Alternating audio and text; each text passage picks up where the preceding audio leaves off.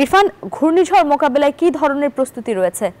জি লাইবা, কক্সবাজারে এই মুহূর্তে আমি আছি কক্সবাজার সমুদ্রের পাড়ে। এখানে আমার ঠিক পেছনের দৃশ্য। আজকের যে সমুদ্র এটি বেশ উত্তাল এবং আজকে সমুদ্রে বলা যায় যে অন্য স্বাভাবিক যে দিনের তুলনায় যে পরিমাণে আসলে ঢেউয়ের শব্দ থাকে কিংবা সমুদ্রের যে গর্জন থাকে তার তুলনায় আজকে যথেষ্ট পরিমাণে আসলে সমুদ্র যথেষ্ট পরিমাণে বলা যায় যে মোটামুটি ঢেউগুলো বেশ বড় বড়। এবং আজকে যে এই যে ৩ নম্বর সতর্কতা সংকেত জারি করা হয়েছে, আবহাওয়া অধিদপ্তর যেটি জানিয়েছে যে এই ৩ নম্বর সতর্কতা সংকেত মূলত কক্সবাজার সহ যে সমস্ত ৪টি যে সমুদ্র বন্দর এটিকে এখানে জারি করা হয়েছে। তবে গত কালকের যে আবহাওয়া অধিদপ্তরের যে একটি প্রেস রিলিজ আমাদের কাছে পাঠিয়েছে, সেখানে তারা যেটি বলেছে যে এটি আরো বেশি পরিমাণ বৃষ্টি হতে পারে এবং এরই প্রভাবে গতকাল রাত থেকে কক্সবাজারে একেবারে থেমে থেমে যথেষ্ট পরিমাণ বৃষ্টি হয়েছে। আজকে সকালেও বৃষ্টি হয়েছে এবং এই বৃষ্টির পরিমাণ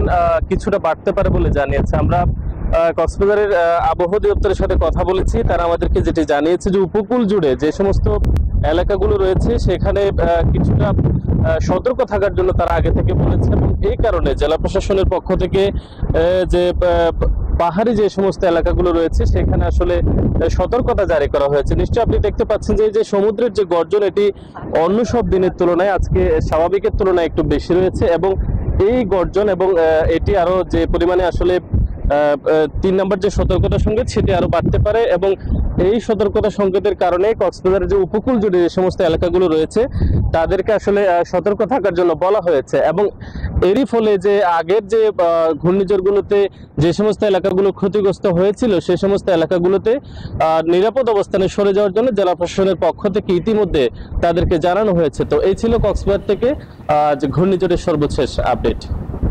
ইরফান, আপনাকে ধন্যবাদ।